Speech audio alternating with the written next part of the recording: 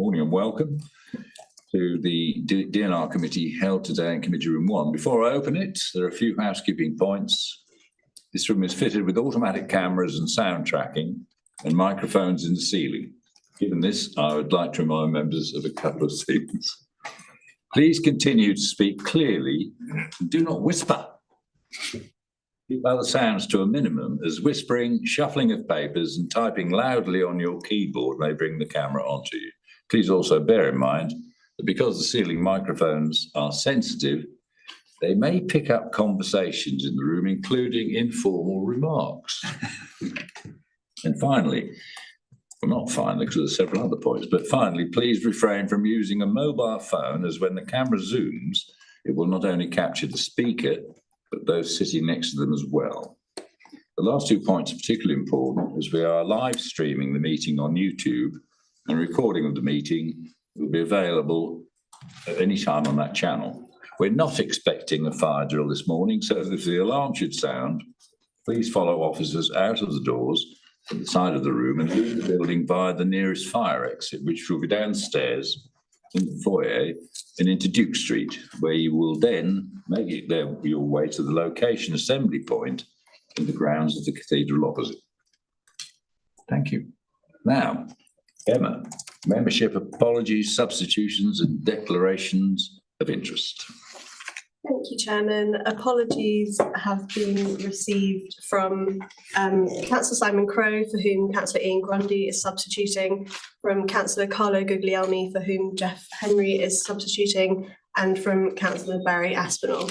And if we can then just check for any declarations of interest, please. Thank you. Right, thank you, Emma. Just to let you know, Carlo came out of hospital yesterday. Councillor Mark Platt picked him up. I did hear at another meeting. Right, we now, item 2 is the minutes. Emma, you're to explain that they weren't quite available. Yeah, just to explain to members that at the time of publishing the agenda, the minutes weren't quite ready, which is why they ended up being distributed slightly late. So apologies for that, but you have all got an email with them, and they are now uploaded onto the meeting website as well. And one other point that I forgot, sorry, Councillor Lynette Bowers-Flint is joining us on Zoom today. So hopefully she can see and hear us. Thank you. Right, thanks, Emma.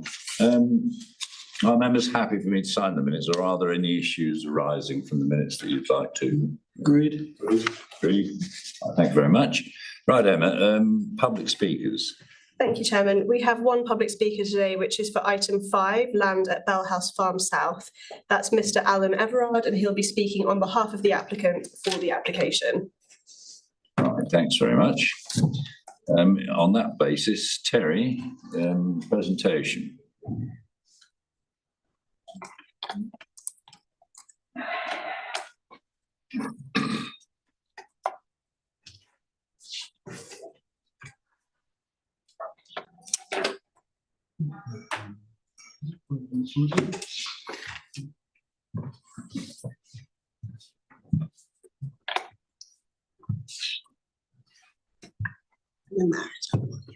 Thank you, Chair. Okay, so this is land at Bell House Farm South. There's no addendum on this one, so we can go into the report. But before that, I'll take you through the PowerPoint and just explain matters from there, probably a lot easier.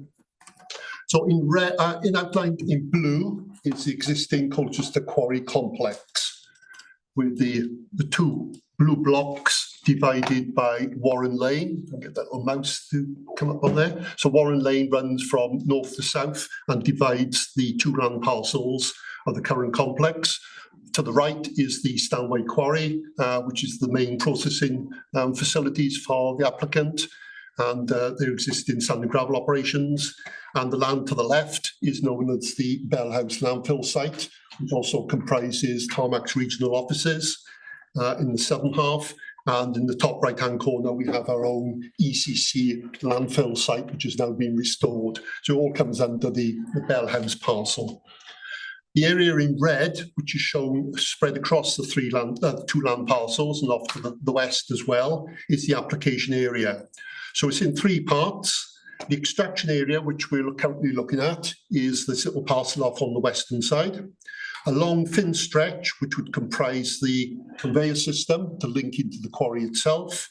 And on the right-hand side, this little red line going around what is the existing processing plant facilities which would be made use of, including the current access road that comes out on the southern part of the quarry and onto Warren Lane itself.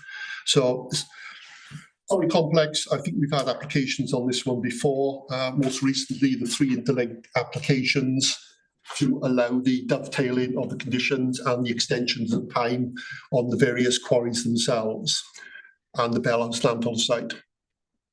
So the extraction area would be worked in 2 phases. Was for 800,000 tonnes, now down to 700,000 tonnes because of the retention of one of the trees, which I'll go on to in a few minutes. It will be worked in 2 phases, south to north, phase 1 in the light blue, and then phase 2 in the purpley hashed colouring on the scheme. Along the southern edge, which is part of the Roman River, and I'll bring that up on the screen in a moment, there will be a proposed 80 metre by 300 metre, 80 metre wide by 300 metre long nature conservation tree planting buffer zone from that to add into for the BNG biodiversity interests and the birds, bees and furry things of this world.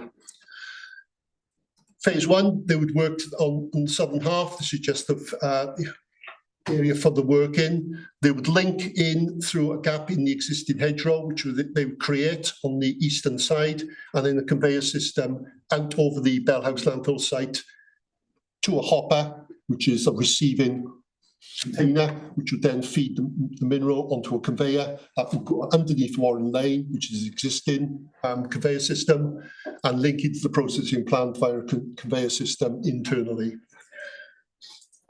Phase 2 then would be working south to north, a bund on the northern half, bunds along the perimeter, which is standard practice on these. There would be no infilling. They would use existing overburden and any non-reject sands for backfilling to recontour the land down into the Roman River Valley setting. And at the end of the day, this is the anticipated restoration scheme. It will go back to agriculture with a retained tree, and I'll come on to that in a few minutes. Additional tree planting within the site, use of a pond nature conservation area to the south, which would also act as a sump and a collection feature for any runoff from the site, and the tree planting around the southern perimeter and the eastern perimeter, and also the provision in these little blue dots for a public right-of-way to be added in, the linking with the existing public right-of-way, which runs on the western boundary and then across on the northern boundary and off to a number of other footpath networks. So that would be the gain in that sense. Cross sections don't come up all that well on this particular screen, but the important things to link in is the Roman River is off on our left, particularly on cross section BB. The retained tree, so phase 1 is the southern half, phase 2 is the northern half, that's the northern boundary. Bellhouse Farm South on this particular cross section is on my right hand side, and the standard cross sections which you would see onto that. If you could see it in more detail, it shows existing ground level, restored ground level, and line of sight as well. And the important bits will be the backfilling around the retained tree, which I'll come on to. So let's jump to some Google Maps. Google's great for getting some close-ups on these. So where we're looking at the moment, the site looks like a little house with 2 little lines. So happy little house, depends on whatever you want to think. But that's the site on the left-hand side with the 2 prominent trees within the site. And the 2 trees actually near enough mark the watershed. The ground dips down south of these trees down into the Roman River Valley, which runs along the southern half of this picture. The existing Bellhouse Farm site is shown up here. To give it bearings, this is the existing ECC land. This is the applicants or previous applicants, operators, Abbaston North landfill site, which is now restored, and operations for the landfill site itself are now currently crossing over the high point and dropping down to the south. They're currently infilling in this void here. These are Tarmac regional offices and car park. The conveyor system run along the hopper underneath Warren Lane and then follow an existing track down to the existing Stanway Quarry processing plant site, which you can see in grey on this particular picture. The current access road for Stanway Quarry is the grey piece. Get my mouse going, but you can just see it running northwards through the wood and then up into the quarry. That little mouse not working all that well. Hey ho, right. So this picture is looking south to north. This is just to give you an idea of, there's our happy little house and the Bell House Farm site. This is Hanging Wood. This is the Roman River Valley that runs along east-west along the southern boundary. The public footpath comes down through the trees, across the river, up the hill, and just to the south of Bell House Farm. The three nearest properties or complexes that we're interested in is Bell House Farm South, which also has some listed buildings around it, and also, as you can see in the report, a number of business units, which are continuing developments. The Copford Farm / Church Heritage Group, which is this group here, and the farmhouse here, which is called Upper Hill Farm. They're the nearest properties to the particular application site that we're looking at. This is just an angular view, just to show you the Copford Hall group and the substantial vegetation, tree planting, which is around this particular property. And you can see from Bell House Farm, just to the east, all the business units which occupy a number of the old farm buildings and some purpose-built business units in that neck of the world. The hedgerow, which runs up the dividing line between the landfill site and the application area, is shown on here. And yeah, Upper Hill Farm just off to the north. So this is looking from the back of Bell House Farm southwards. You can see the business units around about. There's the two prominent trees which are in the site. Copford Hall complex is hidden behind its own mature vegetation. Upper Hill Farm is just appearing on the left-hand side. This is just a Google shot from Copford Hall itself, the church, looking north. You can see through all the vegetation. There's the application site that we're talking about. So it's well screened if you got down to ground level, property level, from a direct views into that particular site. This is looking from north to south. Bell House Farm is just off to my right. We're looking down into the Roman River Valley. The eastern half of the site is agricultural fields. One or two more pictures. This is looking northwest to southeast. So we've got the two trees within the site.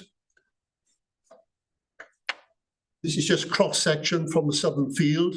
We can see the slope which runs down into the Roman River Valley. There will be the standoff of 80 metres wide, which would be the buffer tree planting area coming in, and that will all be tree planted up away from the Roman River Valley, separating the site operations.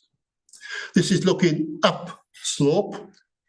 The easternmost tree is just popping his head in on the left-hand side, and we're looking up towards Bell House Farm South, Bell House Farm itself. There's the two trees that we're talking about, the prominent ones. These other trees are on the western perimeter. That's looking across at the level where the breaking slope. We're looking from west to east, and we're looking back over onto the Bell House Farm landfill site. So it's quite a prominent feature at the moment, and that in a sense overshadows the Bell House Farm complex. And you know, it's currently there in the landscape.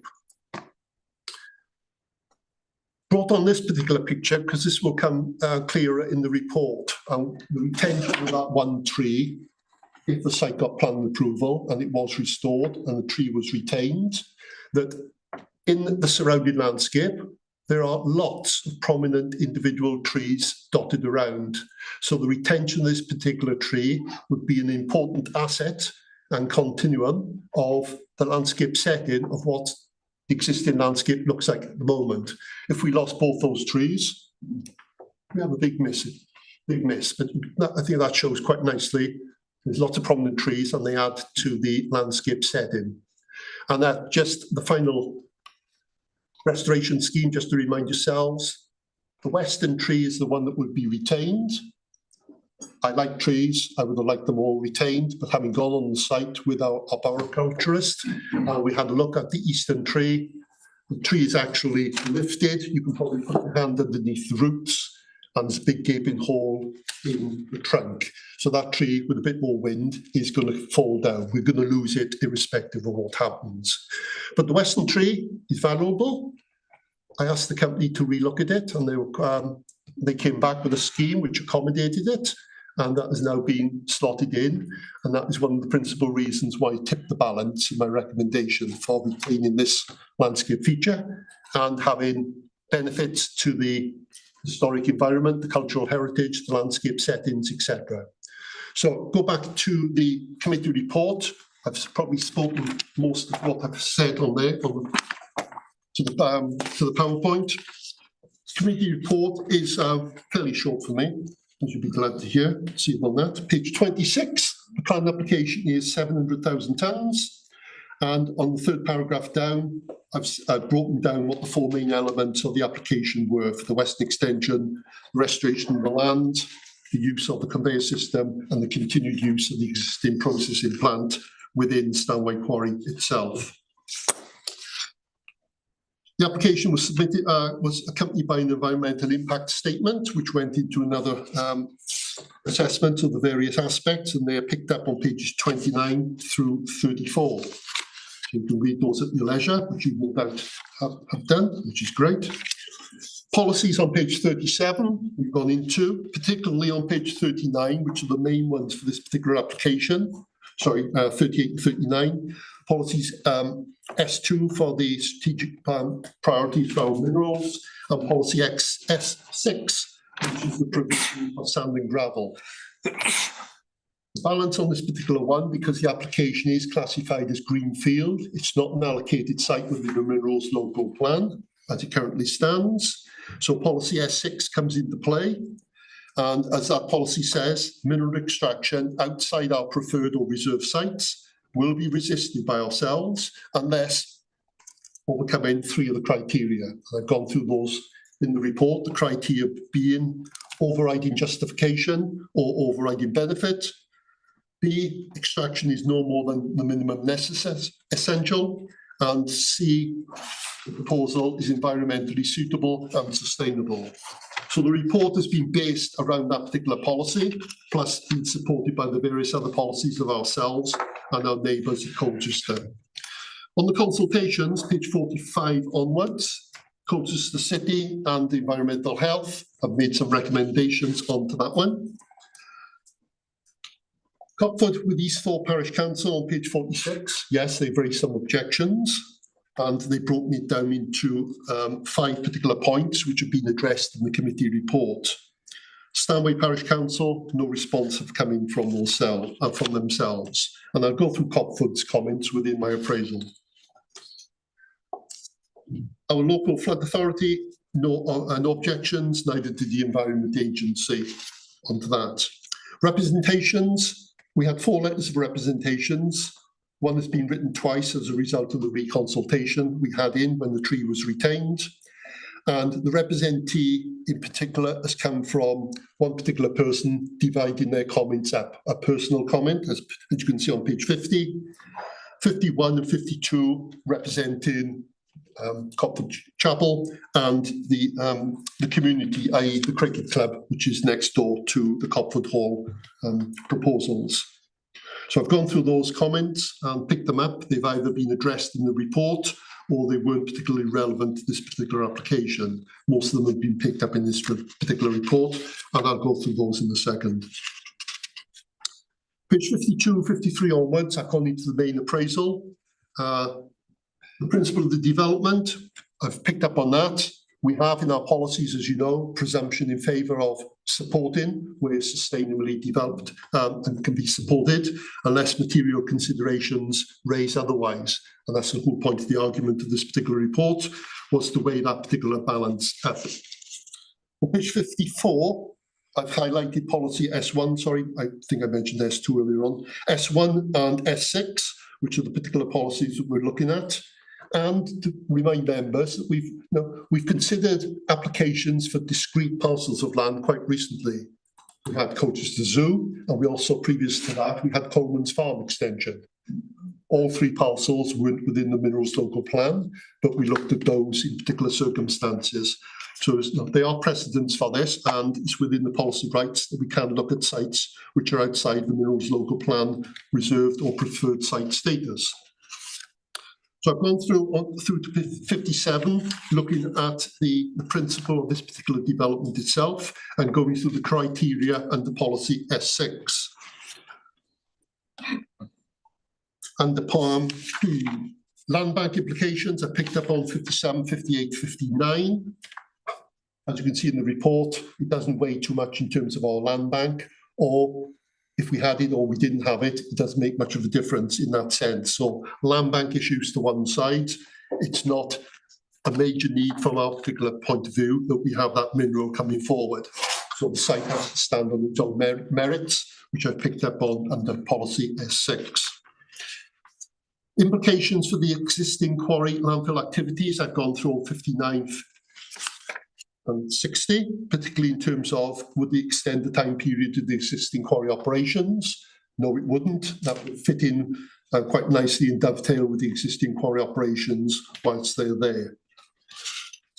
Bit 60 and 60 through to 62, we've gone through the landscape, and I've included the appendices, the place services responses which have been made on this particular application. Cultural heritage. A cultural heritage officer did have concerns, but they've argued the case that, in my particular viewpoint, and this particular application itself, I think the benefits outweigh any temporary disadvantages that you would have in terms of cultural heritage. And I've set those out quite clearly, pages 62, 63, and 64 on that in that respect. And I think the other parts of the appraisals support those contentions as well. Noise and dust have been picked up on as transport. Don't see any particular issues with those particular aspects. Sand and gravel operations, as you're aware from previous applications and member training, sand and gravel operations don't usually give rise to the noise and the dust issues of this world, and particularly vibration. We're not a hard rock quarry blasting. We're not an open gas coal site trundling around with big machinery where you can get vibrations outside the site. So they're fairly low key in that sense. And that disarms a number of the representations which have come through from various parties. I've done the conclusions on 66 through to 68 onto that one, and that leads into the the recommendation at the end, Chair, which is to recommend approval, subject to the conditions which would cover us. Thank you. Well, thank you very much, Terry. Very comprehensive and very good set out. Right, we'll now hear from our public speaker, Mr. Alan Everard, who's speaking on behalf of the applicant. Mr. Everard, you'll have 3 minutes. I think you've probably been here before and done this before. And Emma will give you a warning at 30 seconds and then let you know when the 3 minutes is up. You can time you from when you start. Good morning, ladies and gentlemen. Thank you for allowing me to address the committee this morning. I'm Alan Everard. I head up Tarmac's planning and development team for the south of England, but specifically I've been based at Colchester Quarry now for about 20 years, so I've dealt with Colchester Quarry for many years. Tarmac is very pleased to see that the application is being recommended for approval today. The application is important as it will allow the quarrying operations at Colchester to be maintained for another 2 years whilst making use of the existing processing facilities on site and avoid the sterilisation of valuable mineral reserves. Tarmac is one of the key suppliers of construction materials across Essex and the wider East Anglian region, and contributes to the continued ability of the county to build all the necessary infrastructure and homes that it's planning to do over the years. As Terry mentioned, Tarmac have worked in close liaison with the officers at Essex in arriving at a scheme that whilst seeks to maximise extraction, also that seeks to safeguard the key landscape features. And the scheme will significantly increase the biodiversity of the area by planting of over 2,000 trees as part of the restoration scheme to enhance that important Roman River corridor, where there is a gap at the base of the sort of Bell House farm site. So hopefully this will allow that sort of corridor to be enhanced. And lastly, really, Tarmac have operated Colchester Quarry for many years now with little or no complaints over the years. It is noted that there are some objections from the local community to this application, and Tarmac acknowledges this and will continue to maintain the high level of community engagement that is maintained over many years through the Quarry Liaison Committee, but also more individual liaison to ensure that any concerns are addressed as quickly as possible. We hope that the committee will endorse the officer's recommendation and approve the application. Many thanks. Thank you, Mr. Everard. Right, down to members. Any questions, queries, whatever? Councillor Thorogood. Yeah, just a question about the Roman River. The boundary of this site seems closer than previous sites. Can you just explain about the risk of pollution? So yes, the boundary would be, if you take Hanging Wood out of, that's the buffer between there and Bell House Farm. So with the 80-metre buffer standoff, the Environment Agency, ourselves, landscape ecology, particularly ecology in terms of the effects on the river itself, and our floods authority, they're all happy subject to the conditions going in. So with that maintained 80-metre wide buffer zone, that'll add one benefit from the nature conservation side, but two, there wouldn't be any pollution going in because it's just digging up sand and gravel. The way the quarries operate in terms of their surface water management capture, that would be linked in and it would be discharged if required through environmental permitting. So they would be in control of that. But bearing in mind they're digging virgin material, there's no pollutants going into that effect. So nobody's raised any concerns and we don't have any either. Okay, thank you. Right. So, Councillor Barker. Could I be reminded, has this site been put forward as part of the future minerals and waste plan? Yes, okay, thank you. Right, Swift. Any others? Councillor Stetter, Mike. Thank you, Chairman. If I could ask the officer just to put up the picture of the cross sections. Speak to that if I may.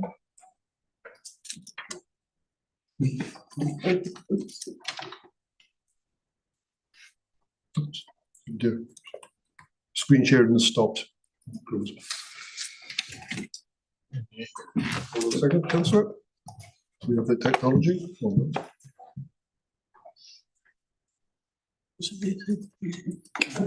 It's already on. Hang on, sorry.